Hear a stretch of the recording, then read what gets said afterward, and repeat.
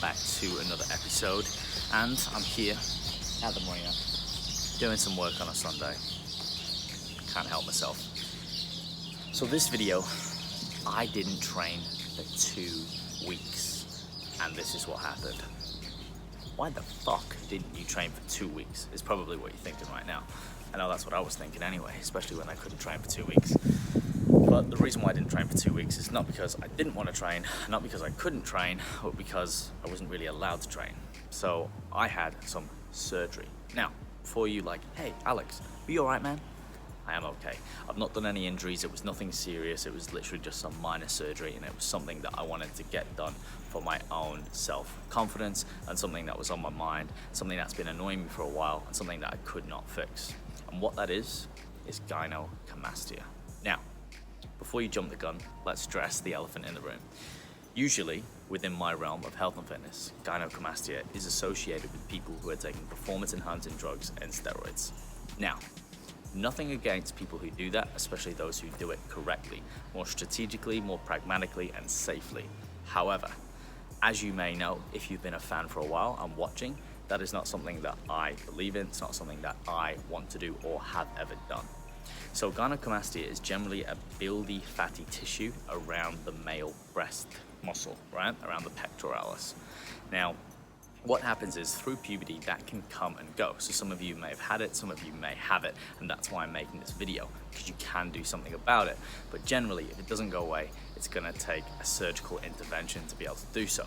So for me, they were really small, and it was mainly under my right side. They came and they went over the years, and this time on the right side, it just stuck around, and it was really annoying me. It annoyed me at my first bodybuild competition. It annoyed me just all the time when I was taking my top off. And again, it was one of those things where I didn't want people to get the wrong idea, but it wasn't even what people thought of me, it was more about how I felt myself, and it just didn't really look right. So for me, if you look in some of these photos, you can kind of tell if you really know what you're looking at, but they're not huge. Not as big as someone who does take drugs, and for example, if I did take drugs, for me, it would mean that they were gonna get really, really big. Some people are more genetically predisposed to it. And based on the surgeons and the doctors that I went to, it's generally when estrogen is converted into another byproduct. I can't actually remember the name, but it's this other thing that byproducts, and it creates this fatty like breast tissue under the actual nipple area.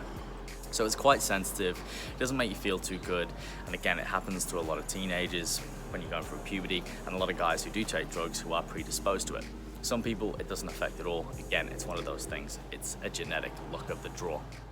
However, I'm making this video because I'm very, very transparent, and I want to be transparent about what I've done and what I do. And as I progress my journey and I further my physique, some people are going to think, hey, this is not possible natural. And again, this is my genetics and what I do, but for the most part, it is possible. If you want to be the best version of yourself, you can. And that is why I'm here at the end of the day, to coach, to lead, and inspire as many people as possible, to provide sound information that you can take away and apply to achieve your best physique, your best results, and you can push it to the next level, and things that are achievable as well. But once again, as a side note, don't compare yourself to me, just like all of the fitness models or people online. Some people are just genetically predisposed, they're gonna look amazing no matter what, right? They're just better, but it doesn't mean that you can't look fucking phenomenal too. And it's an excuse that too many people use too often when they're actually trying to achieve their goals. They think, no, I can't do this, I can't do that. Control the controllables.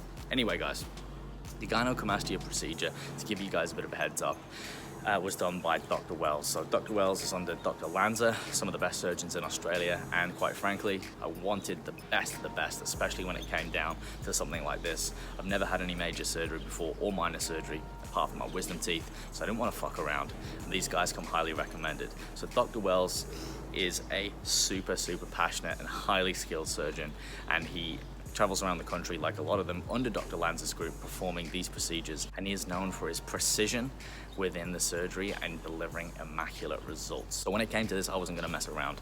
I'm going to try and get him on my podcast to speak more about this as well, so I can give you guys more of an in-depth insight, and he can elaborate on all the ins, the outs, etc.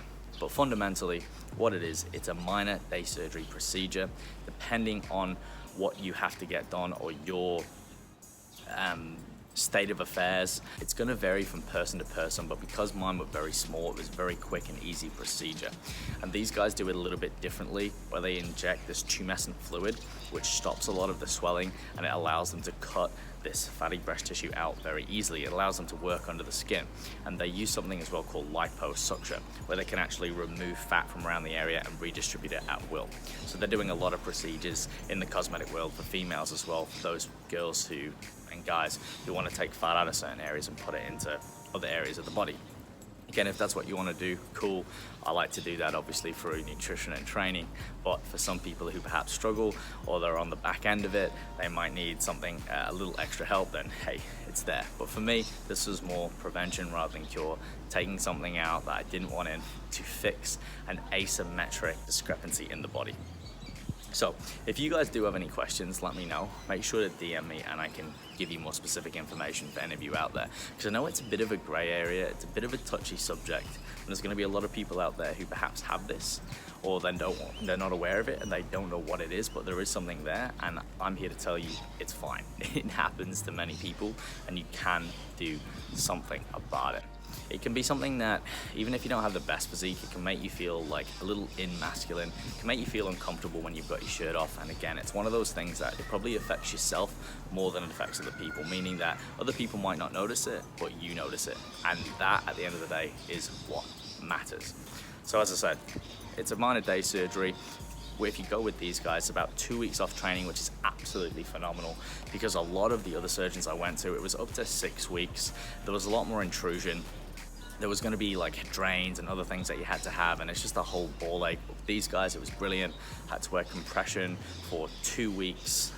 Came out the day surgery with some padding on. Went the next day just to make sure that was all redressed and sweet. Had the stitches in for a week, and then was training after 2 weeks, easing it into it. It's been about 8 weeks now, and I'm fully back into training.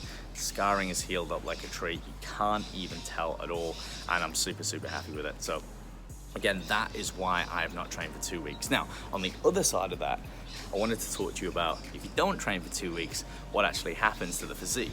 So there was a lot of learnings that came out of this, and there was a lot of things that were solidified in my mind about the minimum effective dose to retain muscle, and also in worst case scenario, when you went from training optimally, or as much as possible, with really good intensity, really good dosages, nutrition, training, the works, and then just going pretty much from nothing to just sleep, keeping the nutrition adequate, but not being able to do pretty much anything or get my heart rate up. So I was really surprised at how fast everything came back and how little my physique actually changed over that time. So what I was surprised about, to be honest with you, was again how quickly things came back.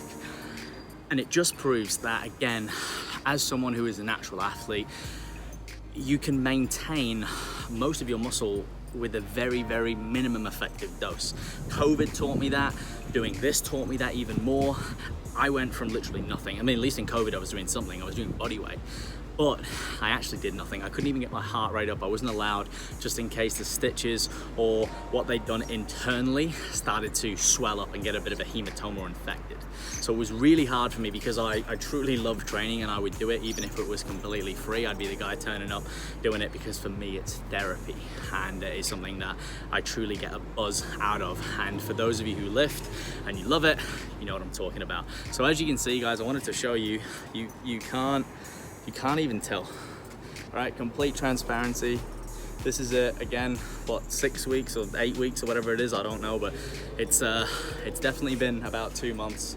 I've been training now for about 6 to 7 weeks, and I'm back in. So this is current condition. All right, I've trained back, so I've got a little bit of a pump going on the back and arm department, to be completely honest. But aside from that, that's me. I'm not super lean, guys. You might think, yeah, you're fucking lean. I'm definitely not fat, but I'm not as lean as you think. It's just, again, I'm 168 centimeters. I've built an appreciable amount of muscle for my size. I maintain good conditioning genetically. I don't hold loads of fat around here, but again, I'm not, look at this fat there, guys. I'm not fucking superhuman, all right? You need to see this shit. but I obviously understand nutrition and I understand how to maintain more quality conditioning, and that's not hard, but I don't do it at a sacrifice. I'm not sacrificing going out with friends and, you know, having burgers, and I'm not tracking every macro, and it's okay if I miss a few days at the gym, but I'm young at the minute and I'm training and I love it. So a big part of my lifestyle is obviously more bias pro health. I'm not going out, I'm not drinking, I'm not getting smashed, I'm not taking recreational or performance enhancing drugs. And this is something that you've got to understand. If you really love this lifestyle, you will end up having a very, very good physique. Despite your genetics, you might not look like me or the guy you follow on Instagram, but you will still be the best version of yourself, and it takes time, guys. It really does. But again, it is possible. So the main takeaway for me is, again, the minimum effective dose for muscle is really low. So guys, if you ever have a period of time where, you know, you can't train, you're not going to lose all your muscle mass if you eat adequate amounts of protein, and usually you'll be doing something. And if you don't, yes, you're going to lose a bit of fullness. I can show you a couple of pictures, probably look very similar to you guys. I'll throw them up on the screen. I was a little bit flatter, obviously wasn't as full because I wasn't pulling in that glycogen, that water into the muscle cell. 80% of muscle is water, etc. So I didn't have that same full look. But again, that comes back fast. And again, if you're someone watching this who perhaps has been chronically not training because of a severe injury or an accident, just know that it will come back. The mind is powerful beyond measure, and so is the body. If you are positive and you have resilience and you take the steps to look after your health and grade your approach back into the gym, I'm telling you now, it will come back. It's like a bank account. You deposit, you can claim that interest if you have got so many years of quality training under your belt in the gym. I'll leave it there. So guys, if you do have any questions about the procedure, because I know there's a lot of people out there who will probably be, you know, feeling really down in the dumps about it, or they might feel like they're victimized, or that it's abnormal, or, you know, they feel a bit of ashamed, a bit of shame about it. They're very unconfident, they're a bit shy. It can be fixed, guys, and again, it's something that can happen to a lot of men with or without performance enhancing drugs. So again, don't feel like, you know, you can't do anything, and that you know, you can't take your top off, because you definitely can, and you can get it done. So again, comment if you've got any questions about this. As always, guys, thank you for watching. I appreciate it. Again, if you like the video, like the video. Remember to subscribe for weekly videos. And for those of you who commented and watched the last video with Will, that's the first one of a series where we're going to go through the other main movements of the gym. So we looked at the squat last week. Next week we're going to be looking at the deadlift, and then there'll be a week break once again like this week, and then we're going to look at the bench press as well. Highly recommend you watching those, that you watch those if you're a coach, athlete, and you want to improve regardless. Not only your coaching techniques and cues, but also the actual pinpoint specifics of those lifts to maximize strength. And again, like me, if you want size hypertrophy too. So guys, again, thank you for watching. I appreciate all your support. And once again, feel free to reach out with any questions or queries. And of course, in the meantime, stay fearless, and I'll see you in the next video.